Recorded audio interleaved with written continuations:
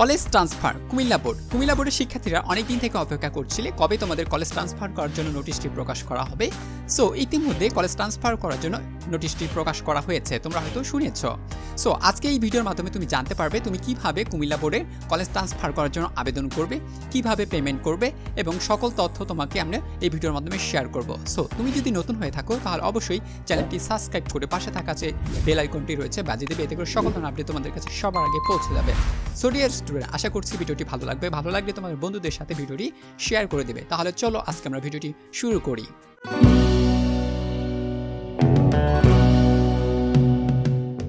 So dear student, দেখতে পাচ্ছ কুমিল্লা বোর্ডের ওয়েবসাইটটি অনেক সুন্দর একটি ওয়েবসাইট। এই ওয়েবসাইটে আসার জন্য তোমাদের একটি লিঙ্কের প্রয়োজন হবে। লিঙ্কটি ডেসক্রিপশনে দেওয়া থাকবে, তুমি সেখান থেকে চেক আউট করে নিতে পারবে। তবে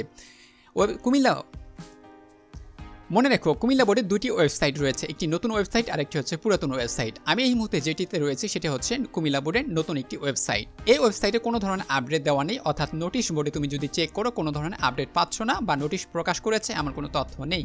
তাহলে তুমি কি করে বুঝবে যে কুমিল্লা বোর্ড নোটিশ প্রকাশ করেছে? তার জন্য অবশ্যই তোমাকে জানতে হবে পুরাতন ওয়েবসাইট। তার মানে এখানে তুমি ক্লিক করার পর তুমি পুরাতন ওয়েবসাইটে চলে যেতে পারবে।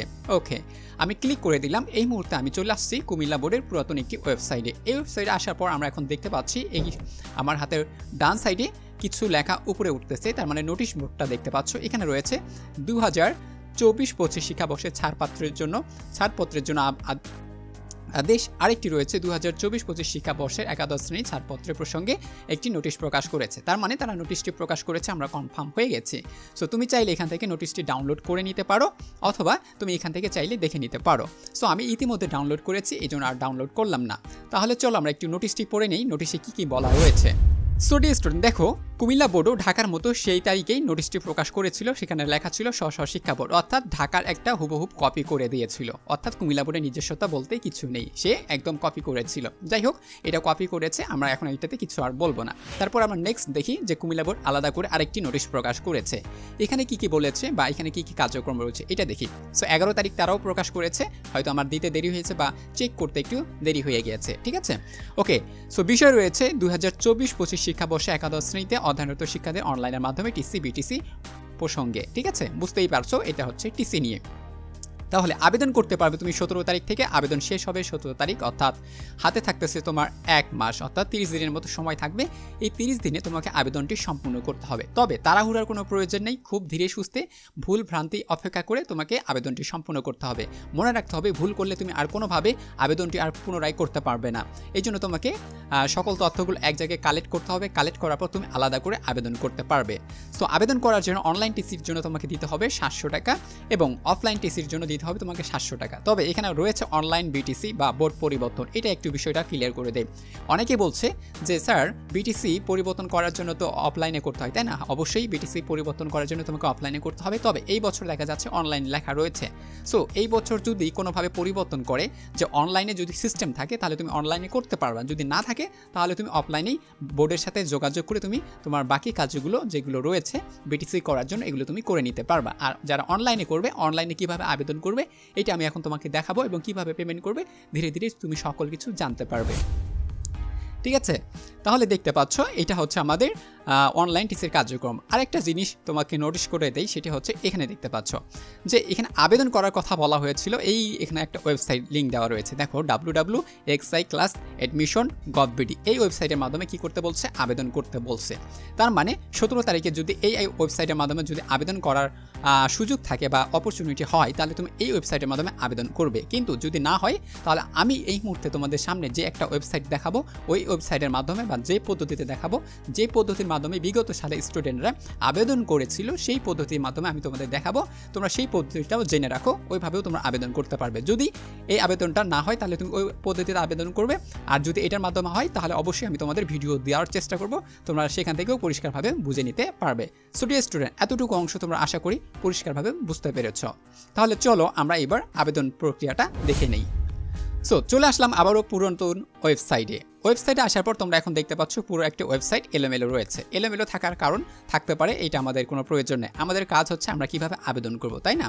সো আবেদনের জন্য তোমাকে দেখতে পাচ্ছ অভ্যন্তরীণ ই সেবা, মানে হচ্ছে ইলেকট্রনিক যে সেবাগুলো রয়েছে, অনলাইন যে সেবাগুলো রয়েছে, এখানে প্রত্যেকটাই সুন্দর করে দেওয়া রয়েছে হাতের ডান সাইডে। সো এখন দেখতে পাচ্ছ অনলাইন টিসি, এই অনলাইন টিসির জন্য আমাকে এখানে ক্লিক করতে হবে, যদিও এখানে রয়েছে 2023-24, সো 17 তারিখ থেকে এটা হতে পারে 2024-25 হতে পারে, ঠিক আছে। এই জন্য তোমাকে এখানে কি করতে হবে, ক্লিক করতে হবে। সো আমি এখানে ক্লিক করলে আমার সামনে আরেকটি পেজ ওপেন হবে, এই পেজটা ওপেন হবে, ঠিক আছে। সো ক্লিক করার পর তোমাদের সামনে এরকম একটা পেজ চলে আসছে, দেখতে পাচ্ছ। সো রয়েছে অনলাইন টিসি 2023-24, সো 17 তারিখ থেকে এটা হতে পারে 2024-25, ঠিক আছে। তো তারপরে রয়েছে this application current not running, তার মানে অ্যাপ্লিকেশনটা এখন চলমান নয়, শেষ হয়ে গেছে তাদের, বাট তোমাদের 17 তারিখ থেকে এটা চলমান হবে, তখন এটা দেখতে পাবে। সো এখানে আসার পর তোমাকে কী করতে হবে, এখানে আসার পর তোমার এসএসসি রেজিস্ট্রেশন নাম্বার দিতে হবে। আবার বলছি, এসএসসি রেজিস্ট্রেশন নাম্বার এখানে ক্লিক করে লিখে দিবা। তারপরে সিলেক্ট ইউর ভার্সন, তুমি কোন ভার্সনে পড়াশোনা করছো, বাংলা না ইংলিশ, অর্থাৎ প্রাইভেট কলেজগুলো অনেক সময় ইংলিশে পড়াশোনা করানো হয়ে থাকে, বিধায় তারা ইংলিশ ভার্সন দিবে, কিন্তু তুমি যদি গভর্নমেন্টের হয়ে থাকো তাহলে তোমাকে অবশ্যই বাংলা দিতে হবে। তবে অনেক প্রাইভেট কলেজগুলো রয়েছে যেখানে বাংলাতেই করানো হয়ে থাকে। তারপরে রয়েছে নেক্সট, সিলেক্ট ইউর গ্রুপ, তুমি কোন গ্রুপ থেকে পড়াশোনা করছো, সায়েন্স, আর্টস, কমার্স, কোন ব্যাকগ্রাউন্ড থেকে, সেই ব্যাকগ্রাউন্ডটা এখানে দিয়ে দিবা। তারপরে সিলেক্ট ইউর টিসি কলেজ, তুমি যেই কলেজে যেতে চাচ্ছ সেই কলেজের নামটা এখানে দিতে হবে। আবারও বলছি, সিলেক্ট ইউর টিসি কলেজ, তুমি যেই কলেজ থেকে টিসি নিতে চাচ্ছ সেই কলেজের নামটা এখানে দিতে হবে, ঠিক আছে। তারপরে তোমাকে এখানে ক্লিয়ার করে দিচ্ছি। তারপরে দেখো, যদি SMS এর মাধ্যমে কোনো পেমেন্ট লিঙ্ক না পান বা পাও, নিচে আপনার বা তোমার ফোন নাম্বার লিখে সাবমিট করে দিতে হবে। যদি কোনো লিঙ্ক না থাকে আবেদন করার সময়, তাহলে তোমাকে কী করতে হবে, তোমার ফোন নাম্বারটা যেটা রয়েছে সেই ফোন নাম্বারটা এখানে ক্লিক করে দেবা। অবশ্যই সচল phone number, active phone number যেটা তোমার কাছে থাকবে, তোমার পার্সোনাল নাম্বারটা দিবে, যাতে করে যে কোনো SMS এবং কল আসলে তুমি যেন রিসিভ করতে পারো। দেন তুমি এখানে সাবমিট করে দেবা। সাবমিট করলেই তোমার অ্যাপ্লিকেশনটা রানিং হয়ে যাবে এবং সেটা তুমি পরবর্তীতে জানতে পারবে আপডেট কী কী রয়েছে। যদি কোনো ধরনের সমস্যা হয় আবেদন করতে গেলে, এখানে হটলাইন দেওয়া রয়েছে, এখানে তুমি যোগাযোগ করে নিতে পারো, অথবা তোমরা আমার সাথে কমেন্ট বক্সে কমেন্ট করে জানিয়ে নিতে পারো তোমাদের কী কী সমস্যা হচ্ছে, ঠিক আছে। সো ডিয়ার স্টুডেন্ট, আশা করি তোমরা অ্যাপ্লিকেশনটা বুঝতে পেরেছো কিভাবে তোমাদের আবেদন করতে হবে। বললাম, যদি www ওই ওয়েবসাইটের মাধ্যমে করানো হয় তাহলে ওইটা দিয়ে করবা, আর যদি না হয় তাহলে এই ওয়েবসাইটের মাধ্যমে তোমরা করতে পারো। এখন চলো আমরা কিভাবে পেমেন্ট করব, পেমেন্ট তথ্যটা বা মেথডটা আমরা একটু দেখে নেই। সো এখানে আসার পর তুমি আবারও দেখতে পাচ্ছ, আবারও পুরাতন ওয়েবসাইটে আসবা, আসার পর তোমরা আবারও দেখতে পাবা অনলাইন পেমেন্ট যাচাইকরণ, ঠিক আছে। সো অনলাইন পেমেন্ট যাচাইকরণে ক্লিক করলেই আমি আরেকটা নোটিশ পাবো, সেটা হচ্ছে এই যে অনলাইন পেমেন্ট তথ্য। সো অনলাইন পেমেন্ট তথ্য বলা হয়েছে, নোটিশে কিন্তু এরকম কোনো তথ্য ছিল না, কিন্তু ঢাকা বোর্ডের সাথে তুমি যদি দেখো যে বলা হয়েছে সোনালী সেবার মাধ্যমে, আবার এই নোটিশেও রয়েছে যে সোনালী সেবার মাধ্যমে। সো সোনালী সেবার মাধ্যমে কীভাবে পেমেন্টটি করতে হবে সেটা এখন দেখাচ্ছি। দেখো, সোনালী সেবার মাধ্যমে তুমি পেমেন্ট করবে, তার চেয়ে ভালো হয় তুমি যদি অনলাইনে না করে তুমি যদি অফলাইনেই পেমেন্টটা করো, সেটা হচ্ছে তোমাকে ব্যাংকে গিয়ে টাকা জমা দিতে হবে। সেই ক্ষেত্রে তোমাকে তুমি যে আবেদন করেছো ওইটার প্রিন্ট কপি তোমাকে অবশ্যই সঙ্গে নিয়ে যেতে হবে।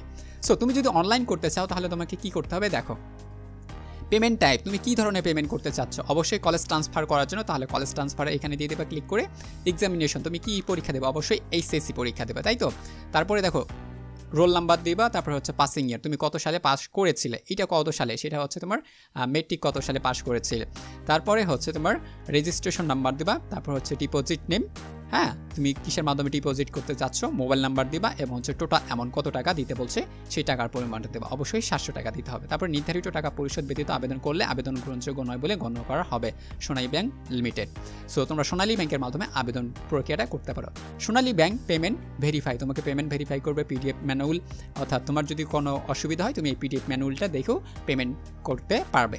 তবে আমি বলবো তোমরা চাইলে অফলাইনে সোনালী ব্যাংকের মাধ্যমে পেমেন্ট করে নিতে পারবে। সো কিভাবে আবেদন করবে, কিভাবে পেমেন্ট করবে বুঝাই দিলাম। তারপরে তোমরা যদি আবেদন করতে চাও তোমার হাতে থাকা ফোনটি দ্বারা করতে পারো এবং যে কোনো কম্পিউটারে গিয়ে করতে পারো। তবে সতর্ক থাকতে হবে, কম্পিউটার আলা যেন ভালো এক্সপার্ট হয়, অথবা নতুন কম্পিউটার যাওয়ার দরকার নেই, কারণ তারা ভুলভাল তথ্য দিয়ে তোমারটা পূরণ করে দেবে, সেই ক্ষেত্রে দেখা যাচ্ছে কলেজ ট্রান্সফার রিজেক্ট হয়ে যেতে পারে। সো কলেজ ট্রান্সফার যদি রিজেক্ট না করতে চাও তাহলে তুমি নিজে নিজে করো, অথবা কারো সাথে যোগাযোগ, যারা ভালো জানে তাদের সাথে যোগাযোগ করো। যদি কোনো ধরনের সমস্যা হয় হটলাইনে ফোন করতে পারো, সকাল 9টা 30 থেকে সন্ধ্যা 6টা 30 পর্যন্ত যে কোনো টেলিফোন বা মোবাইলে খোলা রয়েছে, তোমরা চাইলে সেখানে যোগাযোগ করে নিতে পারবা। সো ডিয়ার স্টুডেন্ট, আশা করছি তুমি বুঝতে পেরেছো কীভাবে আবেদন করতে হবে, কীভাবে পেমেন্ট করতে হবে, এই নিয়ে তোমাদের আর কোনো ধরনের অসুবিধা থাকার কথা না। সো ডিয়ার স্টুডেন্ট, যদি ভিডিওটি ভালো লাগে তাহলে তোমাদের বন্ধুদের সাথে ভিডিওটি শেয়ার মেনশন করে দাও, এবং তোমরা উপকৃত হতে পারবে, তারা উপকৃত হবে, এবং আমিও কিছু উপকৃত হতে পারবো। So dear student, thank you very much. পরবর্তী কোনো একটি আপডেট নিয়ে আবারও দেখা হচ্ছে।